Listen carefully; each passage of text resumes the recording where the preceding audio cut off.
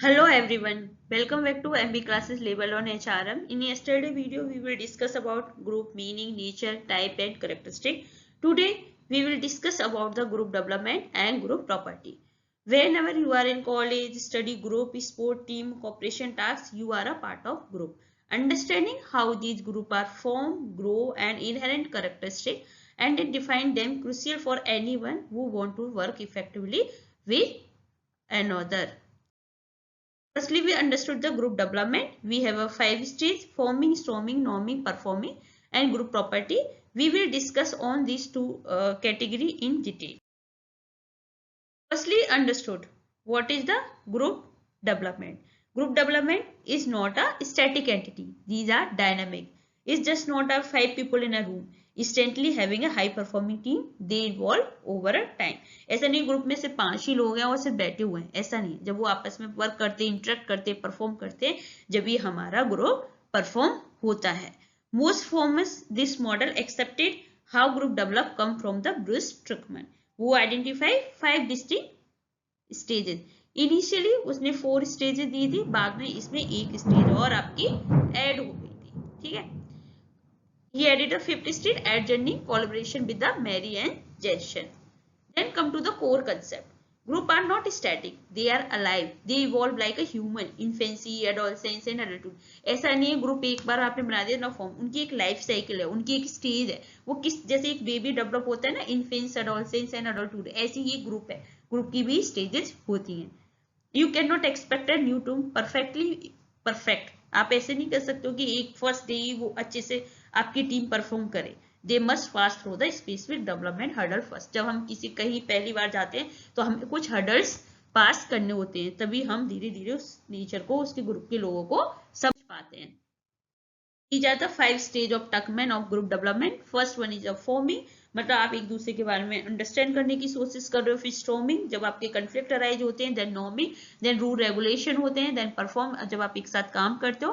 Then एडजर्निंग, एडजर्निंग मतलब जब आप अलग अलग होते हैं. Then come to the detail in 5 stage. First one is the forming. It's the polite stage. Characteristic क्या है?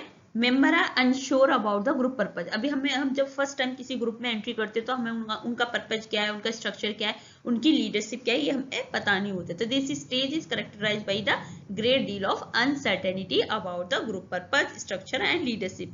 Member are testing the water to determine what type of behaviour are acceptable. वहां पे क्या करते हैं, डिटरमाइन करते हैं कि किस तरह का इस ग्रुप में बिहेवियर एक्सेप्टेबल होता है. जो आपने कभी इमेजिन करो, जब आप फर्स्ट टाइम वर्क में कहीं जॉब पे गए होंगे तो सब आपसे बहुत पोलाइट बिहेव करेंगे. ठीक है.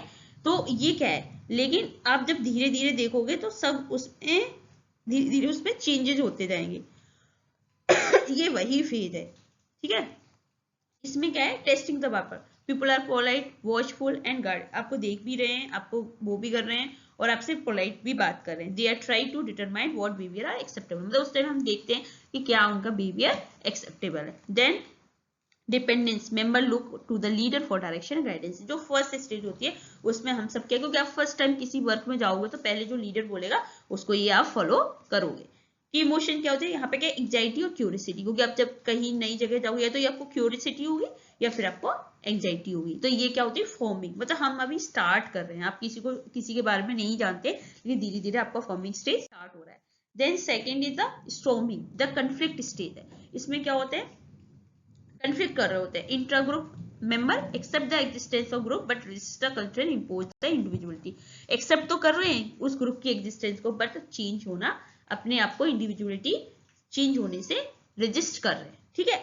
तो ये होता है इंट्रा ग्रुप, मतलब उस ग्रुप में आपके कंफ्लिक्ट अराइज हो रहे हैं जो मेंबर है. Power struggle, there is a conflict over who will control the group. अब यहाँ पे क्या है कि कौन कंट्रोल करेगा. ठीक है. तो ये क्या होता है, पावर स्ट्रगल भी है. डिफरेंशिएशन, क्योंकि हमारे member start to push the boundary. धीरे धीरे मेंबर क्या होते हैं, कम्युनिकेट करना स्टार्ट कर देते हैं. तो ये क्या होता है, ये हमारा हो गया स्टॉर्मिंग स्टेज. एग्जांपल लो, अगर आप प्रोजेक्ट टीम पे कभी काम करो, ठीक है, 2 मेंबर है, हो सकता है वो आर्गुमेंट कर रहे हैं किसी एक प्रोजेक्ट के सॉफ्टवेयर पे, और कुछ है, कुछ पावर के लिए कि कौन डायरेक्ट करेगा, कौन बॉस से जाके बात करेगा. तो ये क्या होता है, एक अनकंफर्टेबल फेज है. But conflict is necessary to clarify roles. क्योंकि जरूरी है कंफ्लिक्ट, क्योंकि अगर जब तक कंफ्लिक्ट नहीं आएंगे तो हमें पता क्या चलेगा, हमारा गोल एंड रोल क्लियरिटी कैसे होगा। तो इसमें क्या clear hierarchy of leadership emerge by the end. अब बाद में हमें इसके एंड स्टेज में जो स्टॉर्मिंग उसमें पता चल जाता है कौन लीडर है इस स्टेज में और क्या हमारी बाउंड्री है, ठीक है। Then come to the norming stage. Norming stage, if the group can resolve its the conflict, resolve हो गए तो अब it's move to the norming stage. In this stage, close relationship develop and group demonstrate cohesiveness. Cohesiveness मतलब attractiveness. These are now a strong sense of group identity and this group has established a common set of expectation what defined by correct member of behavior. तो इसमें क्या है कि अब यहाँ पे no में अगर आप कन्फ्लिक्ट स्टेज होगी, अब धीरे धीरे क्या करोगे, आप उस ग्रुप के आगे बढ़े, अब वहां पे रूल रेगुलेशन प्रॉपर डिफाइन करोगे, क्लोज रिलेशनशिप डेवलप होंगे, डेमोस्ट्रेट करेंगे कि यस ये हमारा ग्रुप है, उसमें नॉर्म होंगे, नॉर्म मतलब unwritten rule and regulation about the work, effort, behaviour and cooperation, किस तरीके से आपको इस ग्रुप में रहना है तो आपको इस तरीके से परफॉर्म करना है, इस तरीके से वर्क करना है, इतना एफर्ट डालना है, ठीक है। Assimilation, focus on shift from me to we, अब हम मैं नहीं, अब हम बात करेंगे ये हमारा ग्रुप है, ये की आउटपुट, ये ग्रुप स्ट्रक्चर इज सॉलिडिफाई, यहाँ पे हमारा ग्रुप स्ट्रक्चर क्या हो गया, सेट हो गया। तो इसमें एक एग्जांपल लेंगे कि जो अभी कन्फ्लिक्ट हो रहा था, अब टीम क्या करेगी, आर्ग्यू करना स्टॉप कर देगी, ठीक है। अब दे अग्री होंगे कि चलो कोई बात नहीं, वीकली मीटिंग शेड्यूल कर देंगे, कम्युनिकेशन प्रोटोकॉल होगा, क्लियरली डिफाइन होगा कौन रिस्पॉन्सिबल होगा किस टास्क में, और इसमें आई की जगह हम वी पे फोकस करेंगे, मतलब यहाँ पे हमारा ग्रुप फॉर्म मतलब नॉर्मिंग में सेट हो गया, ठीक है। Then come to the performing. Performing क्या है, this is the ideal state है। Performing at this point structure is fully functional and accepted by everyone, okay. Group energy has move from getting to know and understanding each other, perform the task at the hand, अब real में वो काम कर रहे हैं। तो functionality के structure is now fully functional accepted, सब अच्छे से काम कर रहे हैं, टास्क फोकस है, ग्रुप एनर्जी हमारी हो रही है, एक दूसरे को समझ रहे हैं, परफॉर्म भी कर रहे हैं, ऑटोनोमी है, leader can take step, leader जरूरी नहीं है इसमें लीडर की जरूरत हो, वो पीछे जा सकता है और इसे कॉम्प्लेक्स टास्क को वो लोग एक टीम इंडिपेंडेंटली हैंडल कर सकती है। और जो परमानेंट ग्रुप है वो यहाँ पे परफॉर्मिंग लास्ट स्टेज है, लेकिन जिन लोगों में ग्रुप में अगर नहीं वाइब मैच हो पा रही है तो फिर एडजस्टिंग हमारा नेक्स्ट स्टेज है, ठीक है। अब आते हैं एडजस्टिंग स्टेज। एडजस्टिंग मतलब ब्रेकअप स्टेज। ब्रेकअप स्टेज है इस टेम्परेरी ग्रुप, जैसे टास्क फोर्स हो गया, आपकी कमेटी हो गई, ठीक है, आपके प्रोजेक्ट टीम्स हो गए जिनकी लिमिटेड लाइफ है, तो यहाँ पे हम एडजस्टिंग स्टेज यूज करते हैं।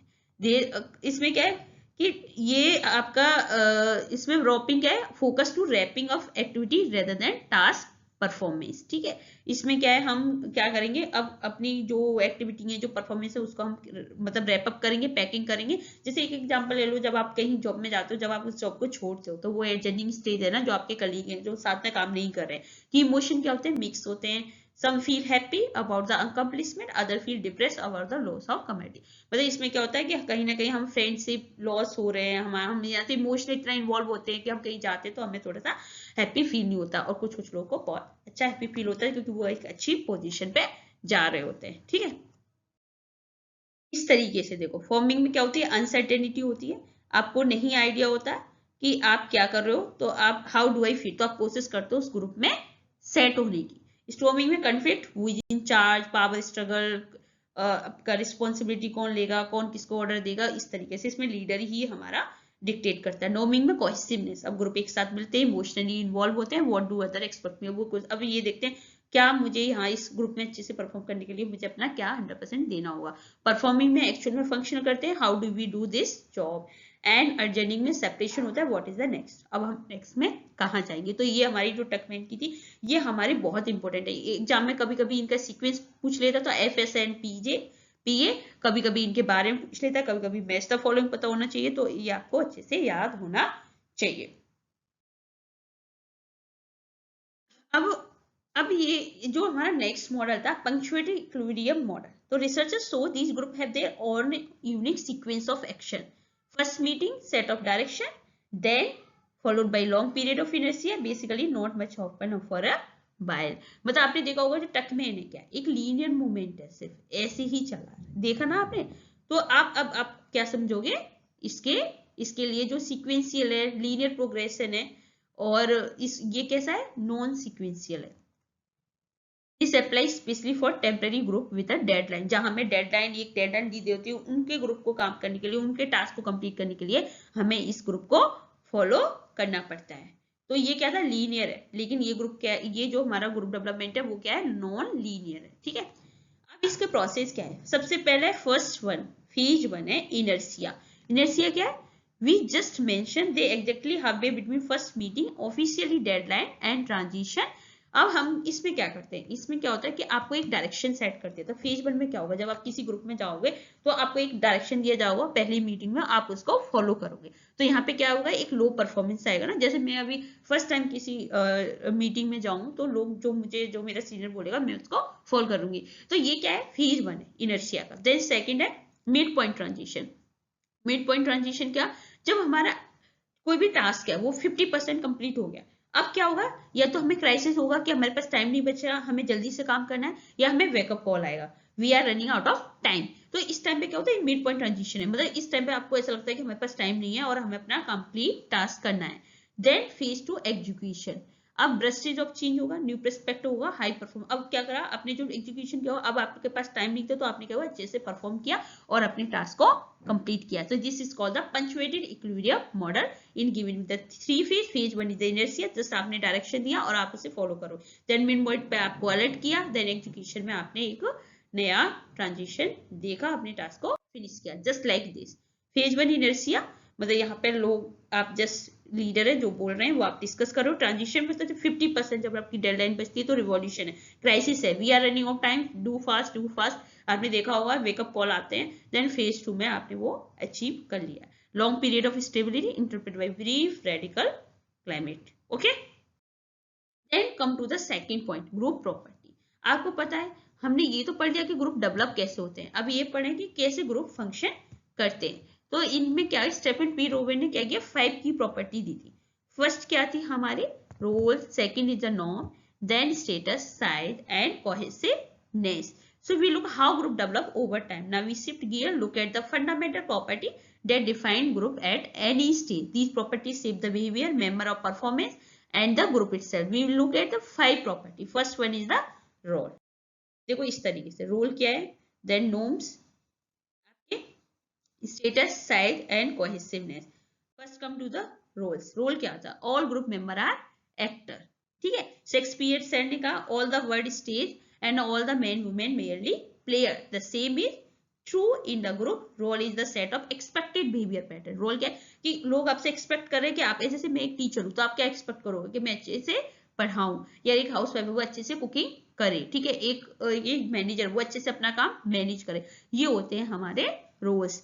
The same is true group, इसमें क्या होता है कि someone occupy given position in the social unit. एक सोसाइटी में हमारी यूनिट है, जैसे टीचर है तो उसे अच्छे से पढ़ाना है, सोशल वर्कर है उसे अच्छे से हेल्प करनी है, वो एक हाउस वाइफ है उसे अच्छे से घर मैनेज करना है, ये होता है हमारा रोल।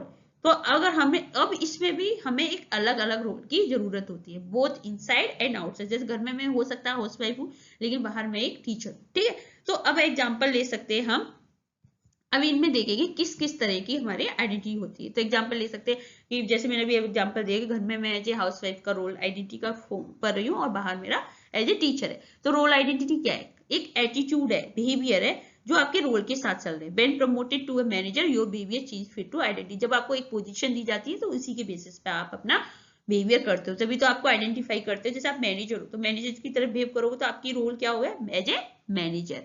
रोल परसेप्शन क्या हो गया, an individual view of how they are supposed to act in a given situation।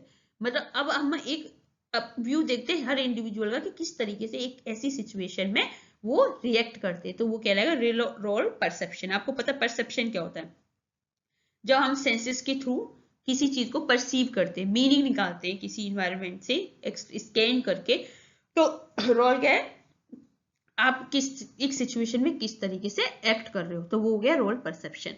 Role expectation क्या हो गया, how other believe a person should act in given situation. अब रोल एक्सपेक्टेशन की जैसे मेरा तो हो गया रोल परसेप्शन कि किस तरीके से मैं सिचुएशन को एक्ट कर रहा हूँ, लेकिन मेरे सामने वाला मुझे कैसे एक्ट कर रहा है एज ए टीचर, आपको किस तरीके से उस सिचुएशन में एक्ट करना चाहिए। For example I am a teacher, तो अगर आप स्टूडेंट या फिर जो मेरे सामने उनका क्या एक्सपेक्टेशन होगा, he should be a good teaching skills. Okay, तो ये हो गया रोल एक्सपेक्ट, मतलब आप मुझसे क्या एक्सपेक्ट कर रहे हो।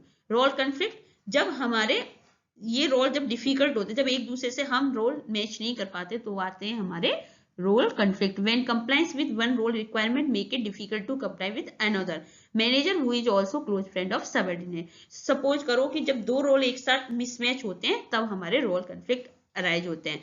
फॉर एग्जाम्पल, एक मैनेजर है, वो मैनेजर की तरह रोल प्ले कर रहा है, मतलब रोल आइडेंटिटी कर रहा है, लेकिन जब वो अपने फ्रेंड की तरह बिहेव करे सबऑर्डिनेट से, तब वहां पे जाके हमारा डिफिकल्ट होता है, क्योंकि वो आपका सबऑर्डिनेट है।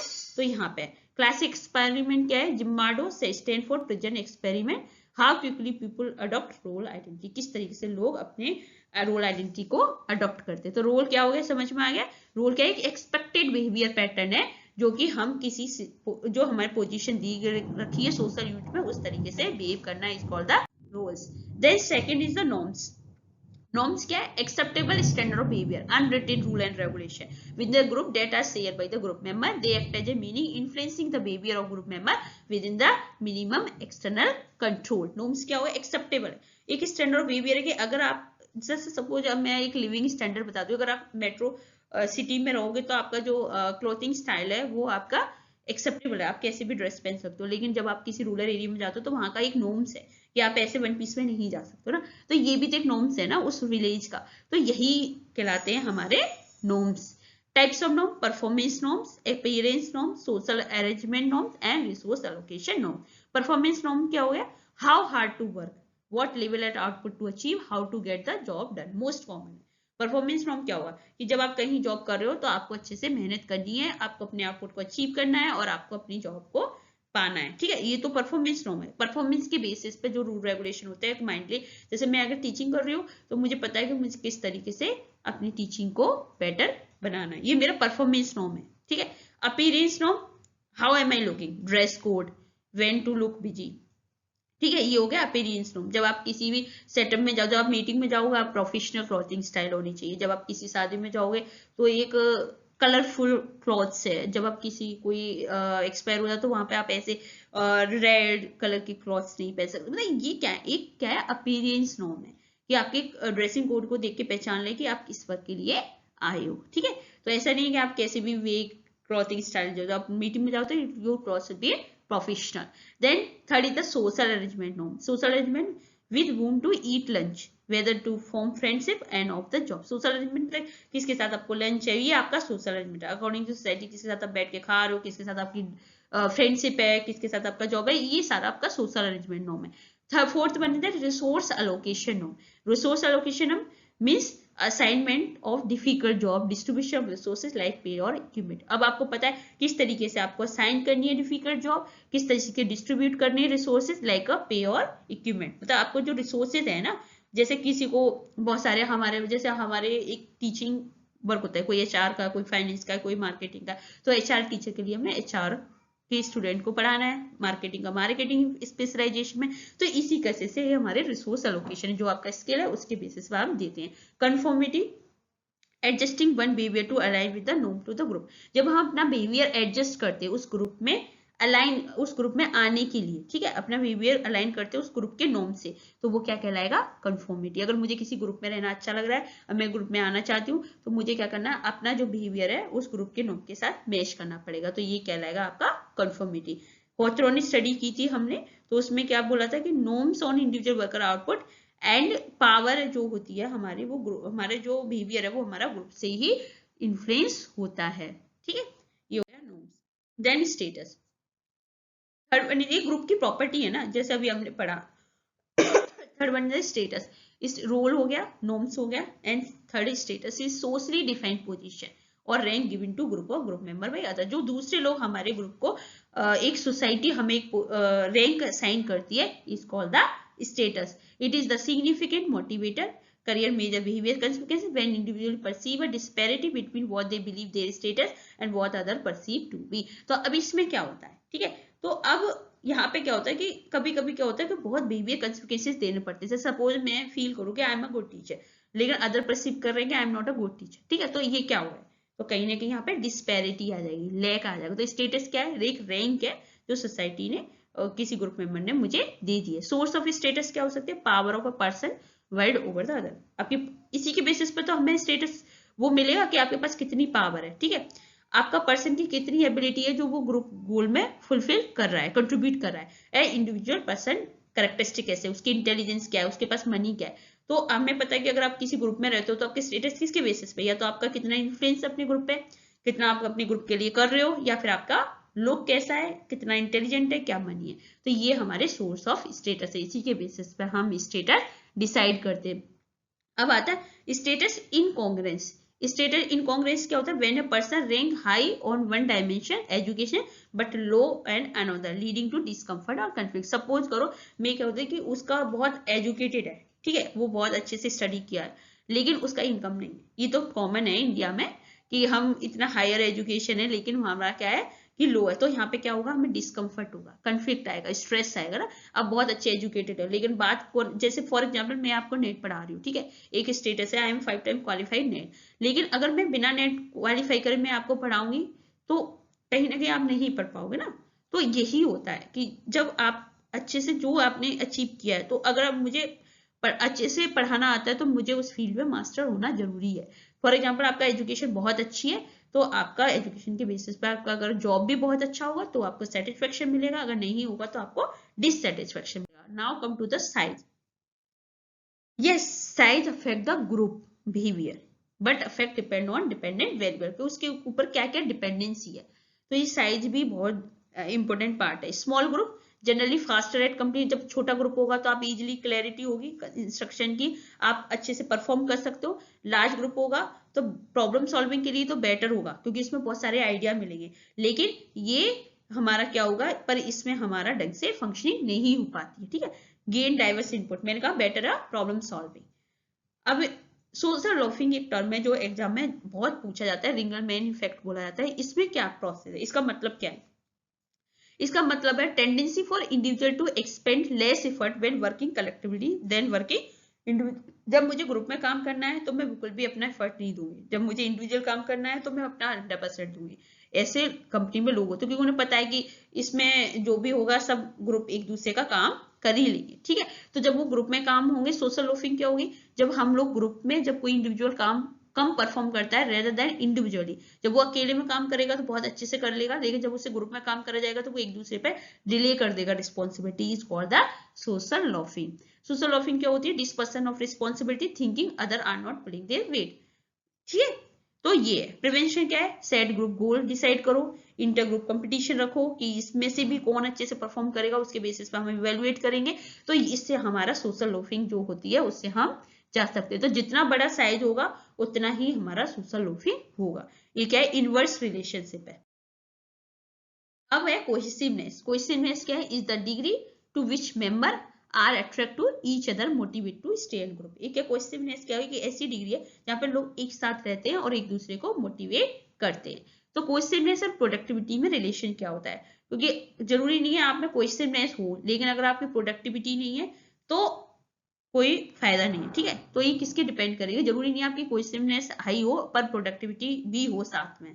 तो ये डिपेंड किसके पर करेगा, परफॉर्मेंस नॉर्म पे। सपोज करो कोहेसिवनेस हाई है और परफॉर्मेंस नॉर्म्स भी है, मतलब आपको अच्छे से अपना हार्डवर्क करना है, आपको अच्छे से अपनी जॉब को लेके रखना है, तो क्या हुआ, हाई प्रोडक्टिविटी सबसे अच्छा सिनेरियो है। देन कोहेसिवनेस तो हाई है लेकिन परफॉर्मेंस आपके लो है, तो क्या होगा, low productivity. Worst scenario, friend agree to the little, मतलब छोटी छोटी चीजों पर वो अग्री हो जाएंगे, उनको ज्यादा हायर प्रोडक्टिविटी की जरूरत नहीं है, सबसे खराब सिनेरियो। लो कोहेसिवनेस है, लोगों में अट्रैक्टिवनेस कम है, ग्रुप कम है पर अच्छा परफॉर्म अच्छा कर रहे हैं, तो ये क्या है, मॉडरेट प्रोडक्टिविटी। लो कोहेसिवनेस, लोगों में बन भी नहीं रही है, परफॉर्म भी अच्छा नहीं कर रहे हैं, तो ये मॉडरेट टू लो प्रोडक्टिविटी। लेकिन जहां पे बहुत सारे लोग ग्रुप इकट्ठे हो गए लेकिन काम नहीं कर रहे, वो सबसे ज्यादा वर्स्ट सिनेरियो है। तो ये हो गए हमारे 5 जो है हमारे ग्रुप प्रॉपर्टी। हमने किस तरीके से आप रिकॉल कर सकते हो, role, focus on role conflict and Zimbardo, ठीक है।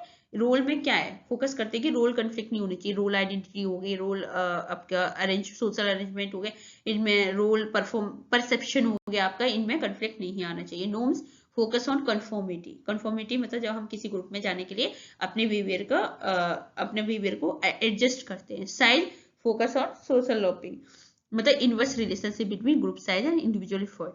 इनवर्स है, जब जितना बड़ा अपना वो होगा, आपका बड़ा साइज होगा उतना ही ज्यादा सोशल लूफिंग होगी। तो सोशल लूफिंग क्या है कि अगर आपको छोटा साइज रखो लेकिन सोशल लूफिंग से आप बच सकते हो। Cohesiveness focus on the interaction with performance norms, focus करता है कि इंटरेक्शन भी होना चाहिए और परफॉर्मेंस नॉर्म भी होगा। तो इनवर्स रिलेशन क्यों बोला है कि ग्रुप साइज जितना बड़ा है उतना ही हमारा इंडिविजुअल एफर्ट कम है, is that's why is called the inverse relationship. तो साइज में आप सोशल लूफिंग याद करिएगा इस तरीके। अब आज हमने क्या कवर किया, आज हमने ग्रुप डेवलपमेंट कवर किया जिसमें हमने इस सारी स्टेज करी, forming, storming, norming, performing, adjourning. And हमने एक और मॉडल पढ़ा जिसमें हमने inertia phase 1 and mid point and phase 2 पढ़ा, इनर्शिया फेज 2। एंड देन हमने कवर किया ग्रुप प्रॉपर्टी, आपका रोल, आपका norm, status, size and cohesiveness. I hope आपको ये आपका जो group development and group property clear हो गया।